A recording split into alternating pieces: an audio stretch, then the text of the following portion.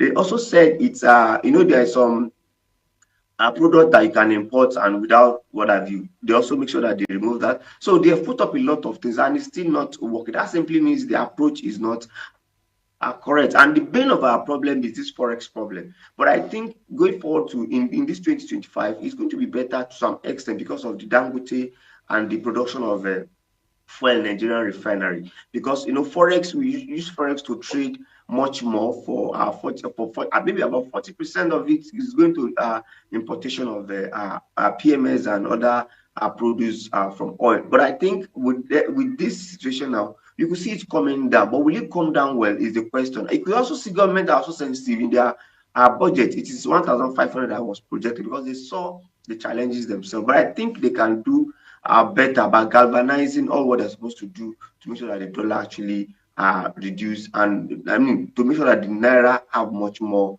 value. Because if you look at one of the macroeconomic problem of 2024, I think is that naira devaluation, the price of the PMS and the forex problem. So that's what we should tackle in this 2025.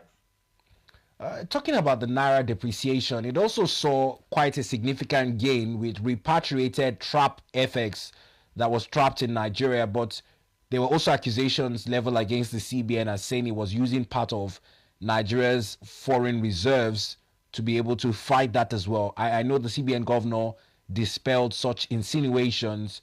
But in line with that, is it a gain? Does the country need to make public where our foreign reserve stands out? And how do we approach the issues going into 2025? Right. I think there was some solutions that were projected that our foreign reserve will manage in Nigeria. Maybe JP Morgan actually managing it outside. They should bring it to Nigeria because our foreign reserve is one of the strongest things that we can use to fight the forex itself. I could see that we also have a positive externalities by having much more remittance, diaspora remittance, which is a good one. So, but we must have a sound foreign reserve. So I don't think even the Cardoso need to try to defend the issue of foreign reserve. He should use all the tools in his hand to make sure that we have a balance and a good forex and our naira is well appreciated. I think that will solve the problem. That's what we need. So for him to say no, I'm defending it, we are not using it, please use it and solve Nigerian forex problem. Well, let's look at the big fish, or should I say the elephant in the room, in terms of the tax reform bills. Now, the tax reform bill has now seen quite a lot of drama, but the most recent one is coming from the Bauchi State Governor Bala Mohammed, and with the accusations from the presidency now that he's threatening President Bola Ahmed Tinubu, he's saying that the president should be able to tolerate constructive criticism coming from a president who once partook in protests. I don't know what you make of this saga between the presidency and the Bauchi State Governor. I would have loved if they take it beyond Bauchi state government and they said opposition. That would have had much more, it's not be looking, I would not be looking at it from individual perspective. Now, well, I think the government has the right, and the governor have the right to say something because he's a cabinet member and he's actually seeing things firsthand. Perhaps he has people in the state who is giving him feedback. If you recall when he even said we.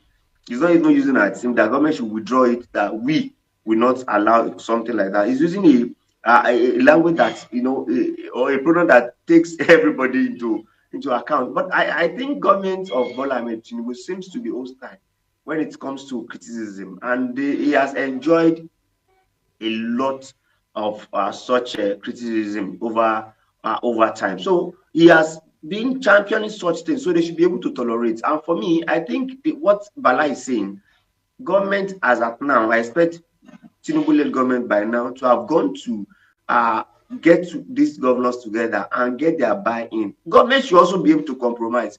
President Tinubu should be able to compromise. You bring 4 bills of tax, 3 nobody's even complaining. 1, people are not complaining. They are only complaining only about a segment of it. It's easy for you to actually meet these people and discuss with them, and that's political economy, whereby there is an interplay between politics and economy. And if politics have its way, sometimes economics suffer. And perhaps let's even look at it from what brought about this. Recall President Bola Ahmed Tinubu removed first subsidy on the day of his assumption of the office. He also floated the naira which is so he also bring about tax bill. So if Nigerians are not saying no, we cannot allow you to come and just be bringing everything like that. You need to also consult us.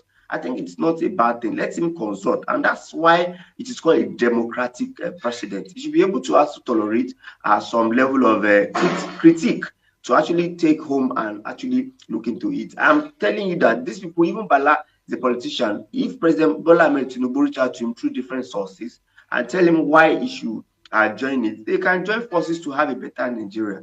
But that you will not consider them and most of the decision, I think that is not good enough. So he's in his right to actually make some